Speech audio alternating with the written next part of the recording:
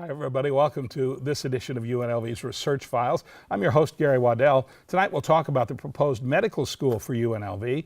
We'll learn about some new compounds to combat cancer, and we'll sit down with the author of Cosmic Dawn, a book that covers the history of the universe. But first, Tom Piechota is here to lead us off, as always. A lot of talk about the medical school. What's it going to do for the campus? Well, you know, establishing a medical school is really a big deal for UNLV, certainly a big deal for Nevada.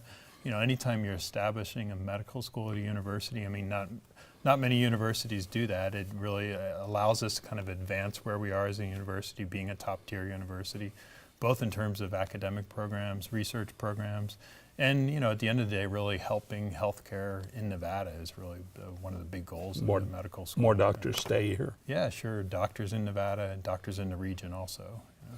What, where this is Research Files, how will that tie in with research at UNLV? Well, sure. I mean, we're doing things, and we've had some of the guests on the program before, really in the area around health and medical, you know, whether that's some of the faculty that we have. Ernesto Abel Santos in chemistry is doing work on developing compounds that lessen the amount of infections that you have in hospitals. Last time you had Mohammed Turbia and Janet Dufek doing work on devices for people with diabetes. It turns out that that device that they were talking about just last Friday, it entered in a small business plan competition and took first place, actually. Wow. So they're looking to commercialize that technology now. So a lot can come out of the research that's done in the commercialization of that also. That can really help advance the profile from the university in terms of getting funding from the National Institute of Health and just other places that support research and commercialization. That's a big deal for the university to move kind of to the next level of research and development. Probably also helps you attract good faculty and good students. Sure. I mean, attracting, you know, top-rated faculty, both to go into the School of Medicine, is you'll hear from Dr. Barbara Atkinson, where we're just thrilled to have someone like that as our planning dean. She'll be attracting some top faculty into this School of Medicine. But, you know, around that, we're able to attract other faculty, knowing that we'll have a School of Medicine. Other departments will benefit from that also, knowing that we have a School of Medicine. Yeah. And what about healthcare for students? Does it affect that? You know, I think at the end of the day, it helps the broader healthcare system in Nevada. That includes students, that includes, you know, the general citizens also. So this is something that will really sort of move UNLV up a tier in the eyes of the medical community and the eyes of the public. Yeah, absolutely. You know, it is about becoming a top-tier institution, connecting with the community in these areas, whether it's connecting where we need to advance economic development opportunities, advance the workforce in the community, and then advance kind of the healthcare system in the community also. Tom, thank you very much. Appreciate it. Good to have you here at the opening all the time. We will have Dr. Barbara Atkinson from the Medical School Planning Dean. She'll be here when we come back. Stay with us. Oh, hey, bud. Oh. Where are you headed? Just gonna hang out. It's a school night. With Gary and Todd? Yeah? Not sure about those two. I've been meaning to ask you. This is tougher than I thought. Is there any drinking going on in this crowd? No. I hope not, because alcohol can lead you to say things and do things that you really wish you hadn't. Isn't this what you're supposed to say? I know. So if any of your buddies ever pressure you to take a drink, just tell them you promised your dad you wouldn't. I'd do anything to keep you safe. Okay, I will. I hope this is working. I promise. Love you too, Dad. They really do hear you. Bryan. Yeah? So start the conversation even before they're teenagers. Good idea. For tips on what to say, visit underagedrinking.samhsa.gov. A message from the Substance Abuse and Mental Health Services Administration. Hey, you going out like that? Yeah, why? Well, what would the neighbors think? I see you! Come look at Mr. Feather. Look what I have. Mr. Bird, remember? Bark, bark, bark. We're just playing. We're just playing on trying to get you out of here. even still. You don't have to be perfect to be a perfect parent. There are thousands of teens in foster care who don't need perfection. They need you. NFC, AFC, offensive linemen, defensive tackles, quarterbacks, and cornerbacks are all living united to ensure the academic success of millions of kids in our communities all the way to graduation day. But that won't happen without you. So take the pledge at unitedway.org. Make a difference in the life of a child. Suit up like your favorite NFL players and become a volunteer reader, tutor, or mentor with United Way. Welcome back. Joining me now is Barbara Atkinson. She is the Medical School Planning Dean. Thank you so much for being with us today. This is very exciting. We have a medical school in Southern Nevada. It is exciting. I'm happy to be here to be planning. You were telling me the actual birthday of the school was in August. It was in August when the regents passed the budget to go on to the governor to ask for money for us. But you don't have classes or students yet. The plan is we hope to start students in 2017, the first class. Wow. There's some legislative issues with the budget that we have to work out, but we were really pleased that the governor put money for our school in the budget. He wanted us to start in 2018, and we're hoping that he'll change his mind and let us start in 2017. Start a year early. Very good. I saw in some of the things I was reading about you in the school, this is the biggest area in the country that doesn't have a medical school? Absolutely. There's no other place even close to the size of Las Vegas without a medical school, a public medical school. We do have the University of Nevada, Reno has a campus of sorts down here. They do. They have third and fourth year students here. They're going to be moving their third and fourth year students back to Reno at the same time as we're building out our capacity to have more students here. What does a medical school here, other than the fact that there'll probably be more doctors who will stay in the community, and that may be the most important part of all anyhow, but what does it mean to the community to have a medical school here? Well, we're going to be adding certainly more doctors because we'll be training at least 120 students a year, but it adds the specialty care that doesn't exist here now. So the specialty and subspecialty training programs don't exist. And then if you need a liver transplant, you have to go somewhere else to get it. If you need a bone marrow transplant, you can't get it done in Las Vegas. So there are lots of specialty medical care things that we'll be adding to this community. Then there's the economic impact as I was well. just going to ask you about that. There's research funds and there's tuition dollars and all of that. Right. So a medical school generates about $250 million a year. A piece of that we're going to ask the state for, just the education, but we're assuming that by 10 years we'll be generating $50 million of funding from the outside, mostly from NIH and from the federal government that doesn't exist now. That'll help the research portfolio of the whole university as well as the region. Well, you touched on the transplants, but what other types of benefits, research benefits? The research benefits are huge. So we're planning on building programs together with other things here already. So the Lou Ruvo Brain Institute, we want to build the research programs that will help their patients, and their patients will help us do the genomics on their patients, for instance, and be able to look for drugs that might work on subpopulations of their patients. The VA is a huge asset for us, and we're going to build mental health research programs at the VA. Mental health is an area that this community needs. It certainly is, no question about it. Absolutely. It's the worst state in the union for number of psychiatrists. It is the opportunity to look at PTSD, to look at homeless vets and what's causing that, and look for ways to try to improve it. And the VA has a lot of research dollars that they want to spend on mental health. It's a huge problem for them. We've done a couple of stories about people on campus now who are doing research related directly to patient care and helping people get better. Diabetes is one of them. Diabetes is one that's really good research going on here. In the whole behavioral area, there's a consortium of people on this campus doing things. We're looking at the cancer piece too. The radiation biology group here is very strong, and they make their own imaging molecules, and we could work on the imaging part, we can work on the radiation therapy part, and be one of the real cutting edge places. What does this do to UNLV's reputation when we get the medical school up and running? It helps. I mean, it really will be something that'll be very special We're for not the just a school. city campus with a basketball team anymore. No, no. But you know, nationally, UNLV has such a great name. When I tell anybody I came here, I came from Kansas and Philadelphia before that, I tell them they're here, they think this is just great. And then I talk about it here, and people don't think as much of it locally as they think nationally of UNLV. One of the people I talked to today said you will attract some top names here to the school as well as UNLV attracting them. Well, I certainly hope so, and we're going to be doing that in the research area, but I just got a new dean, vice dean for education.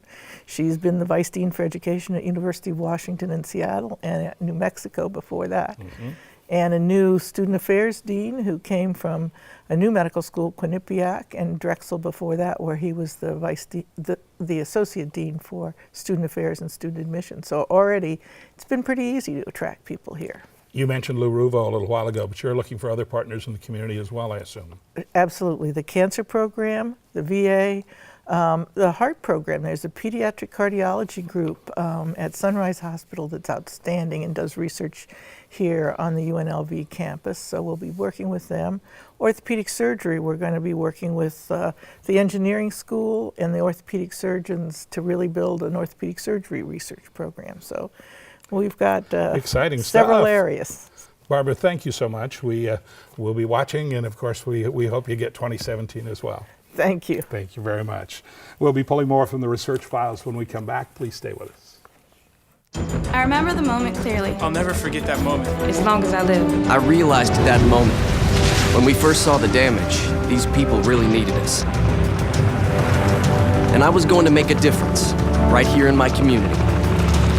Together with local responders, we cleared trees and collapsed walls. We had to get to the family trapped beneath. As a citizen soldier, I made a difference. Be there for your community at NationalGuard.com. I don't think anyone captured my first steps on camera. I was the 5th kid, and by that time, first steps weren't a big deal. I was 16 and driving home with my brother Ben. A distracted driver hit us. Ben died on impact. I had 47 days in a hospital bed for reality to settle in. With a major spinal cord injury, doctors said I would never walk again. But deep down, I knew I would. I prayed that every day. Family, friends, strangers, all started to pray for me to be able to walk again. The progress has been slow, and the victories hard-won, but I feel the prayers. Whether you need support in a tragedy or just to make it through a bad day, prayer can make a difference. America, let's come together by believing with each other. For someone to come alongside you and say, I'm going to believe with you, it means a lot. Welcome back. Joining me now is Dr. Bryan Spangelo. He is Professor of Chemistry and Biochemistry at UNLV. Thank you for being here. Thank you. You're doing a lot of research in cancer treatment, Mm-hmm. and you have a patent, which is a big deal, right? Correct. And another one on the way. Another one on the way, yes. The first one deals with a new set of compounds that use the heavy element platinum to treat cancer cells. And what platinum does, it gets into a cancer cell, it binds to the DNA of the cancer cell, prevents it from growing. And so it causes programmed cell death, or apoptosis is a technical term, but the number one thing is we kill the cells, right? And Mm-hmm. so there's a lot of platinum-based drugs out there, but they have a lot of toxicities. And the side effects is they affect normal cells, right? In that, some cases. yes, and in strange ways, like folks that are on cisplatin, which is a very typical platinum-based compound, can lose hearing, they can have peripheral neuropathy, they can lose sense of touch. And so what we like to do is we're trying to investigate new drugs that could significantly lower the amount of platinum to apply to a patient eventually. And so we lessen those toxicities. You've done a lot of research with mice. No, we haven't. Not yet. Not no, yet. The work up to now and the patent was based on cell culture work. We targeted the 3 big solid tumors in this country: breast, lung, and prostate. And we found and we synthesized around 20 drugs. And this work, the synthesis work for organic chemistry, was done with my collaborator, Dr. Pradeep Bhowmik. in the Department of Chemistry and Biochemistry. And our graduate student, Dr. Van Vo, she did the cell culture work in my lab. But what we showed is that these drugs were hundreds of times more effective than the standard treatment of therapy, cisplatin, and then the other two common drugs are carboplatin and oxaliplatin. How long does it take for something like this to get into routine treatment? Oh, long time.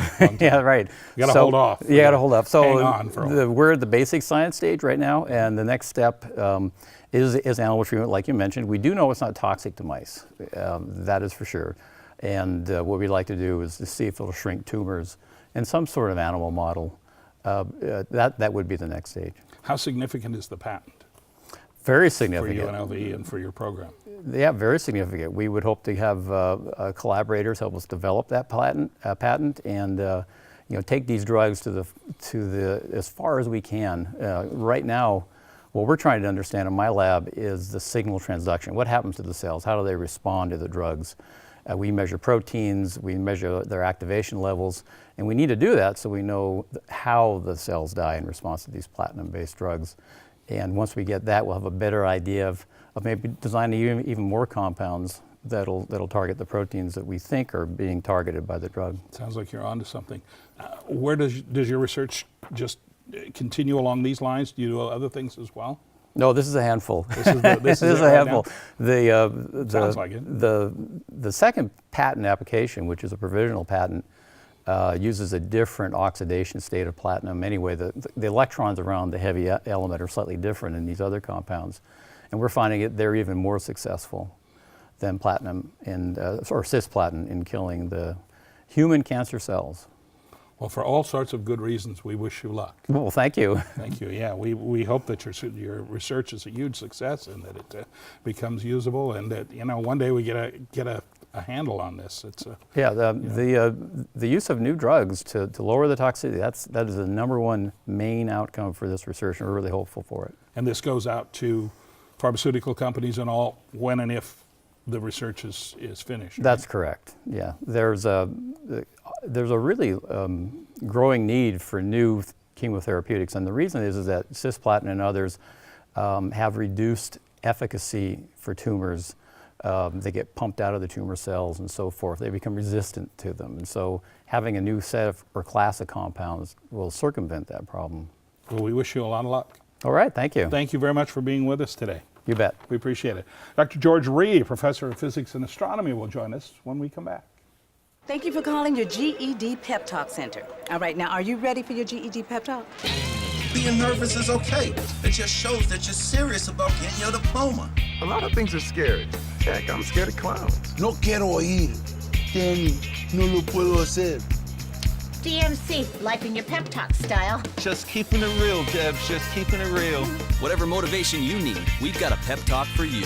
Get your GED pep talk and find free classes at yourged.org. Oh, hey, bud. Oh. Where are you headed?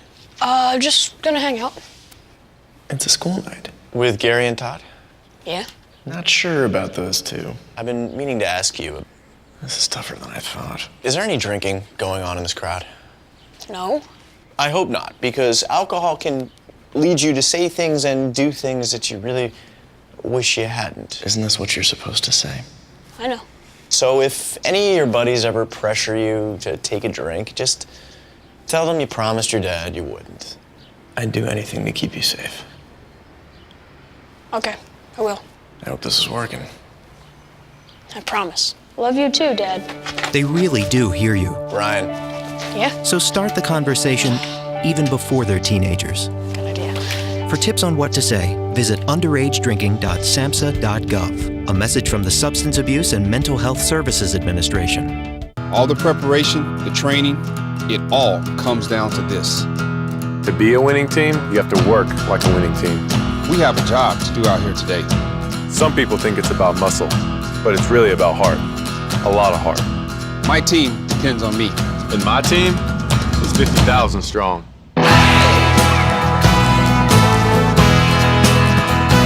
Looks like a lot of work's going into this.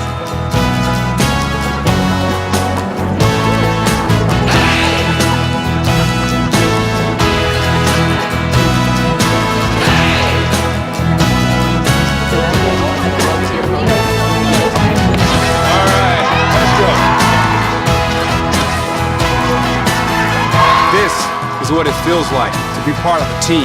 A winning team. The Action Team. Get in on the action at actionteam.org. Are you in? Welcome back. We are joined now by Dr. George Rhee. He is a professor of physics and astronomy at UNLV. Thank you very much for being with us. Thanks for having me. You have written a book. It is called Cosmic Dawn, The Search for the First Stars and Galaxies. That's correct. Talk about the book in a minute, but first let's talk about the process of writing this book. This was not an overnight success, was it? You spent a lot of time and a lot of years. Yeah, it took me a while on to do this. it. Yeah, it took me a while to do it. So I think the first thing is you have to sort of have a story in mind. You have to have something to say, and I think what I'm really talking about is a creation myth of the universe, if you like, our creation myth. You know, every culture, you know, you go to the Grand Canyon, people have, the tribes that have their own idea of how they arrived at this point. And so we have our own sort of creation myth, except it's not a myth, it's anchored in facts and observations. And so I felt I had a good story to tell. And it's an ongoing story, so we have this, that's another exciting thing. It's not just a nice package. There's a sort of pause now, but we have a lot of instruments, billion-dollar telescopes that, like the successor to the Hubble Space Telescope, that are going to come online. So there's excitement in the future. And so, and the next thing is you want an audience. And so I had in mind, sort of educated people who are willing to make a little bit of effort. So I wanted to challenge them a little bit, but not necessarily mathematically literate, so not a lot of equations.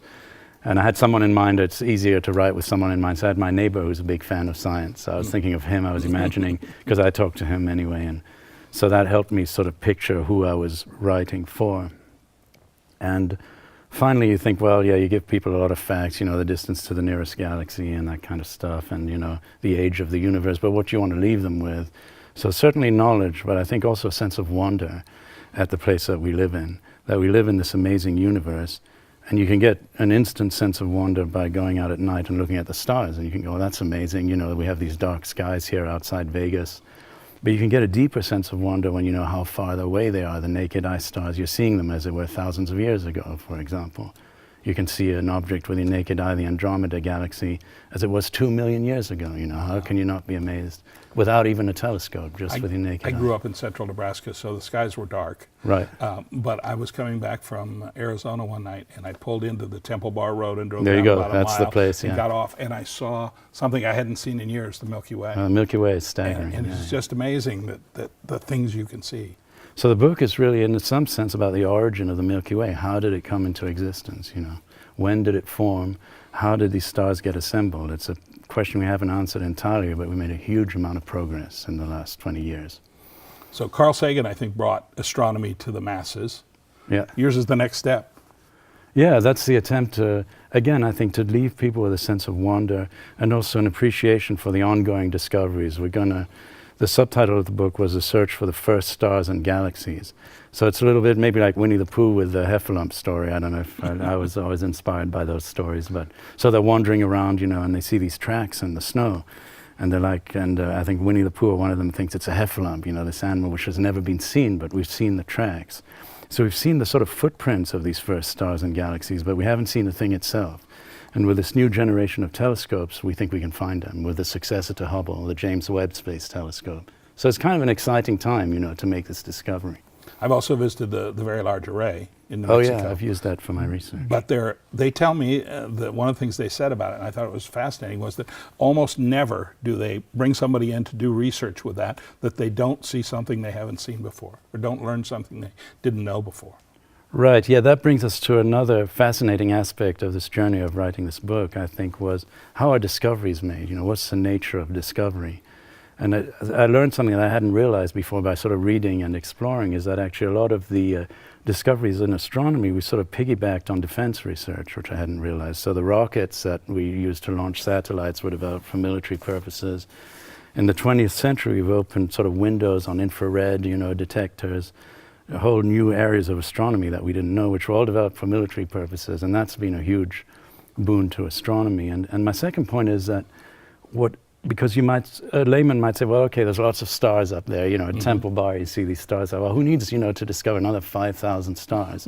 But in fact, and I'll give you an example from radio astronomy, is by probing new areas, by pushing the boundary of what we can measure, say, by a factor 30 fainter, a factor 30 in wavelength, we discover whole new classes of phenomena. And an example of that would be pulsars. We discovered in Cambridge, well, I wasn't involved, but in the 1960s, they built a new kind of telescope and discovered that there were stars the mass of our sun that were the size of Las Vegas, 20 miles across, spinning 100 times a second. Wow. And so the nature of discoveries, to just, with your VLA analogy or statement, is exactly that, to build new instruments, to discover new classes of objects, not just more of the same. Here's the problem with being the last guest. We run out of time sometimes, No but quickly, tell me about astronomy research at UNLV. So one of the joys for me of working at this place is having a bunch of wonderful colleagues. So I don't think everyone enjoys necessarily their job just going out in the real world and talking to people, but it's a real privilege. So I briefly mentioned my colleague Steve Lepp, the department chair, who really developed astronomy at UNLV, our graduate program. Bing Zhang, who works on gamma ray bursts. Rebecca Martin, who works on formation of planets. Daniel Proger, who works on accretion of black holes, and is shown in the movie Interstellar. And then there's myself, who works on dark matter and galaxies. And I hope maybe someday you can talk to them. They're fascinating people. Well, this has been really fascinating. Thank you very much. Okay, George, thank you so much. Thanks for having me. And thank you all for being with us this time. We will be back again with another episode of Research Files. Have a nice evening. We'll see you then.